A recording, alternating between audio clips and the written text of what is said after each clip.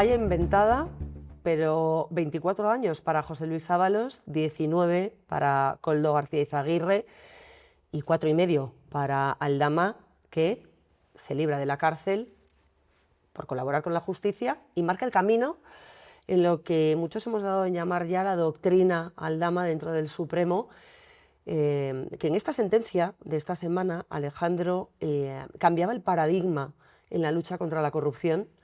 incorporando las recomendaciones y las normas vigentes en el ámbito internacional que da mucha importancia a combatir este tipo de comportamientos. No es solo el dinero que se llevaron estos delincuentes ya condenados, sino que es el daño que han hecho a las instituciones, que han hecho a un ministerio como el de Transportes, que luego se encarga de cosas que no funcionan, como los trenes, de los que somos usuarios muchos de los españoles, que asistimos atónitos a las cantidades que se embolsaron esta gente, esta trama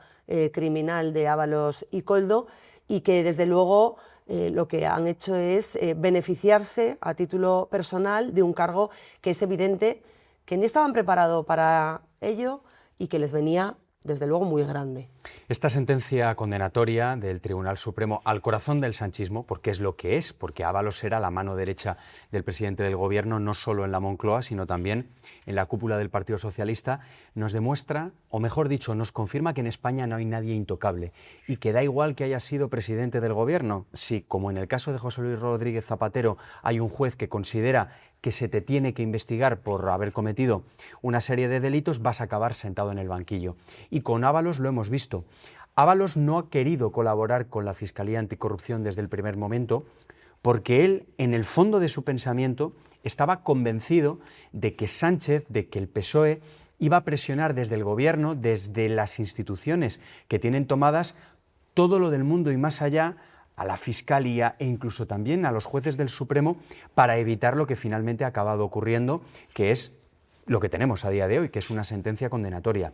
De hecho, uno de los motivos por los cuales Ábalos cambia, la última vez que cambió de abogado, fue precisamente porque el letrado le recomendó contar lo que sabía sobre José Luis Rodríguez Zapatero, que era algo que no tenía nada que ver con el caso de las mascarillas, pero que era importante porque de alguna manera, bueno, pues era la primera piedra en el camino para que Ábalos pudiera contar lo que sabía, ¿no? Y Ábalos decidió no hacerlo porque él pensaba que no le iban a condenar. Él pensaba que lo que había encima de la mesa, que los hechos probados, nunca mejor dicho, bueno, pues que no eran constitutivos de delito, ¿no? O que si eran delito, él no iba a acabar pagando por ello, ¿no? Como si el Código Penal él no estuviera obligado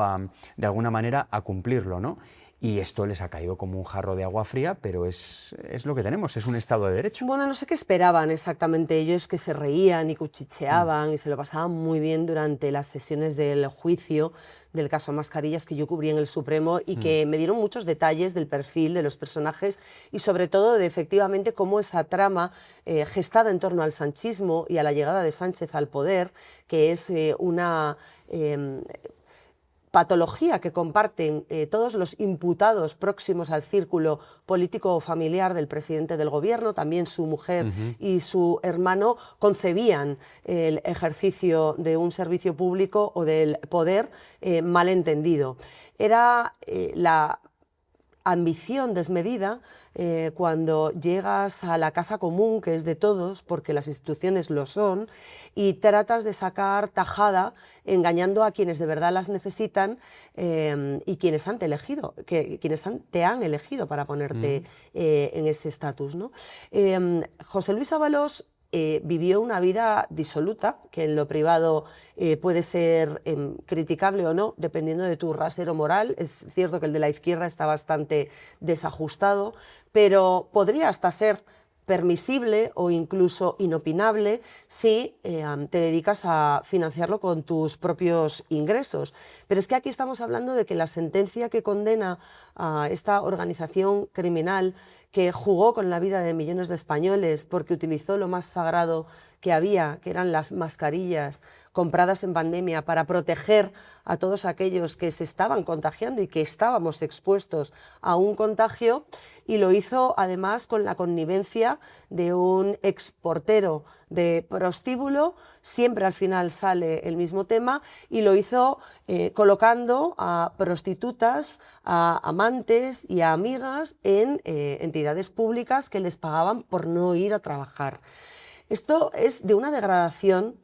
que no tiene parangón ni precedentes, y por eso creo que el Tribunal Supremo ha insistido tanto en la importancia de la ejemplaridad que ninguno de estos señores cumplió durante el tiempo en que permanecieron en sus cargos, porque ellos, y lo dice así el fallo, no eran funcionarios cualquiera. No eran un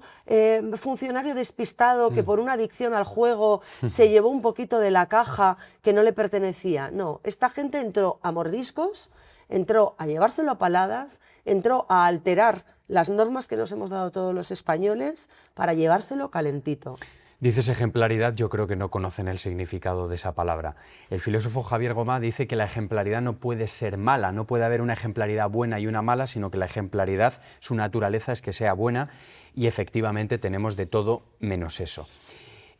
En la sentencia condenatoria a Ábalos, la sombra de Sánchez planea de manera continua, porque además los magistrados quisieron hacer referencia al momento sin el cual nada de esto hubiera ocurrido, que eran en las primarias precisamente, que llevaron a Sánchez al liderazgo del Partido Socialista. Pero antes, María, has comentado algo que a mí me ha alegrado verlo en la sentencia.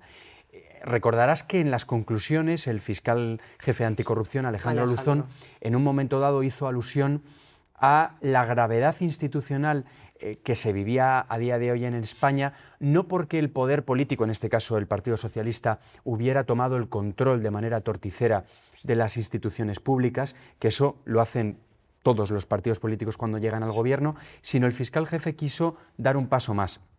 y habló, entre líneas, de una parasitación de las instituciones públicas. Y yo, cuando hablo de esto, me refiero a una canibalización de las instituciones públicas, y eso es enormemente degradante, no ya porque hace que vivamos en una democracia menos sana, sino por algo que es fundamental, que es que la ciudadanía, la sociedad civil, ya ha perdido no ya la confianza, sino el respeto en instituciones tan importantes como puede ser la Fiscalía General del Estado, hasta el punto... Este gobierno, y esto es inadmisible. Este gobierno y sus dos legislaturas han actuado como verdaderas termitas de lo público. Apariencia de normalidad, de institucionalidad, de estar a la altura, de grandilocuencia, y por dentro minando toda la madera que había, esa arquitectura que soportaba institucionalmente el Estado de Derecho. Han actuado como termitas carcomiendo, que era lo que decía el fiscal Luzón,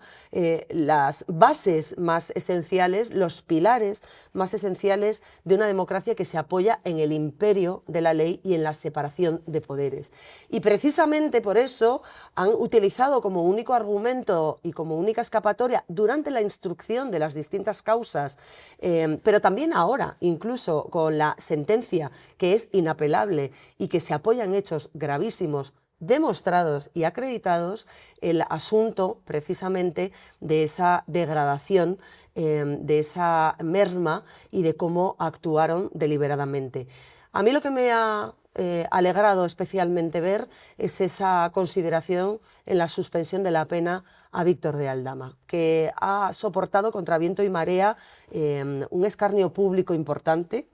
Aldama no es un santo, pero tampoco es el villano que muchos han querido presentar, y decidió hacer lo correcto a pesar de haberse equivocado en un primer momento. Lo correcto era cooperar con la justicia, lo correcto era reconocer la propia culpa para revelar cómo funcionaba una trama que era mucho mayor y que salpicaba a mucha otra gente que de lo contrario habría seguido consumiendo prostitución a costa de todos los españoles, entre otras cositas. Y hay muchos parangones ahora con el asunto de los delatores y de aquellos que se chivan de los delitos de los demás. No es colaborador, es el chivato. Exacto. Y ahora el gobierno, que antes aplaudía a los chivatos de la Gürtel cuando era el PP, como Bolaños, ahora se rasga las vestiduras con que Aldama haya favorecido esa destrucción de una corrupción sistémica del PSOE que está ahora mismo en el gobierno. Pero me gustaría simplemente recordar un caso, el de Paco Camps, que se pasó más de 16 años desmintiendo judicialmente las acusaciones que adversarios políticos y chivatos habían vertido contra él, y recordaba los 3 casos en los que Camps se tuvo que enfrentar a esa figura, al delator, el sastre de los famosos trajes que presuntamente le regalaban y que se hacía a medida y otros pagaban por él, que se benefició de un pacto con la Fiscalía y en cambio Camps quedó absuelto, o de los 2 empresarios, Ricardo Costas entre ellos, que acusaron de 2 causas que supusieron una investigación judicial para Camps y que también, a pesar de haber pactado con la Fiscalía, ellos acabaron en prisión, mientras Camps vio como una de las causas quedaba archivada y en la otra fue absuelto. Así que menos señalar al mensajero y más criticar a los que tú tuviste cerca en el poder y que trincaron, porque por eso se van 24 y 19 años a prisión. El mero hecho que desde el gobierno y desde sus terminales mediáticas se estén refiriendo a Aldama como el chivato, no ya es que intenten denigrar esa colaboración con la justicia que ha sido clave, ¿no?, para que a día de hoy esa sentencia sea condenatoria, sino que de alguna manera podemos leer entre líneas que lo que nos están diciendo que es que Aldama debería de haber seguido colaborando con esa organización criminal y que nada se debería de haber destapado y que se ha destapado y que sí, hay que mirar al chivato. Bueno, hay que recordar que Aldama ha reconocido una serie de delitos, que esa confesión ha llevado aparejada una condena, porque lo han acabado 4 años condenando, y medio. efectivamente, pero yo también me alegro que los magistrados hayan considerado que no tenga que ingresar en prisión precisamente por esa colaboración. Efectivamente, si Aldama no hubiera sellado hace meses ese pacto con la Fiscalía Anticorrupción, nada de esto hubiera ocurrido, porque Aldama ha entregado documentos que han sido clave. Entregó el famoso manuscrito donde se señalaban las obras que estaban amañadas desde el ministerio de José Luis Ábalos. Entregó el documento de la compraventa de ese ático de 2 millones de euros en el Paseo de la Castellana de Madrid para Ábalos, que no era otra cosa que una comisión ilegal en especie. Entregó también las pistas que acreditaban que Santos Cerdán estaba en el epicentro de otra trama de corrupción que era la de obras públicas, y Santos Cerdán, gracias a esa colaboración, acabó entre rejas, en prisión, y a día de hoy sigue imputado, y vamos a ver cuando llegue la sentencia dentro de unos años. Aldama también ha entregado documentos que acreditan hechos de corrupción por parte de José Luis Rodríguez Zapatero. También ha entregado el famoso sobre que, según él, acredita la presunta financiación ilegal del Partido Socialista. Venezolano. Por lo tanto, bueno, ese premio por no entrar a prisión, lógicamente ha venido respaldado por una colaboración que, sin esa colaboración, pues a lo mejor Ábalos a día de hoy seguiría en libertad, ¿no? A mí lo que me parece muy llamativo es que el presidente del Gobierno esta semana, en vez de dar explicaciones, porque lo que hizo en el Congreso no fue dar explicaciones, fue tirar balones fuera, fue de alguna manera, bueno, pues publicar ese vídeo en redes sociales diciendo que en España estábamos pasando unos días de mucho calor y que nos recomendaba a los ciudadanos beber agua y echarnos crema. Sobre todo él, que está bastante achicharrado políticamente, y otros que pusieron la mano en el fuego por sus segundos, léase María Jesús Montero, con el asunto de Vicente Fernández en la SEPI, o léase cuando Agesen, que ahora se sabe que también está salpicada en esa presunta trama de subvenciones otorgadas por la Sociedad Estatal de Participaciones Industriales de manera arbitraria, tiene cuando era secretaria de Estado con Nadia Calviño, etc. Pero hilando y para cerrar, con ese guante que ha dejado Aldama sobre la mesa, ¿crees que habrá un Julito Martínez, una Leire Díez o incluso un Zapatero que, para salvar a sus hijas, se acojan a esa posibilidad? Yo no creo que Zapatero vaya de ninguna manera a colaborar con la justicia. Él no tiene otra opción que negar todos los hechos por los que la policía le está señalando, pero por una sencilla razón, porque hasta ahora solo ha trascendido la punta del iceberg. El asunto de los cobros que Zapatero ha recibido, Zapatero y sus hijas, por el tema del rescate de Plus Ultra, solo es una pequeña pieza de un gran entramado internacional Y por eso la policía lo que está investigando no es un caso puntual de corrupción, sino una megatrama, una megared internacional conformada por sociedades instrumentales en el extranjero, muchas de ellas en paraísos fiscales, y estamos hablando de grandes cantidades de dinero que, en comparación a los más de $500.000 que cobraron Zapatero y sus hijas por el tema de Plus Ultra, pues es anecdótico. Por lo tanto, no creo en absoluto que Zapatero vaya a colaborar con la justicia. Ya está haciendo todo lo contrario, un intento de obstrucción, que es lo que en la práctica es, pedir la nulidad en base a que el teléfono de Estados Unidos pues no se incautó de manera legal, que sí que se incautó de manera legal, pero resulta o la sorprendente. prescripción de las joyas, que Por es ejemplo. otro argumento. Fíjate que en este caso, y a diferencia de lo que hemos visto tradicionalmente, en lugar de seguir el rastro del dinero, hay que seguir el rastro del petróleo venezolano.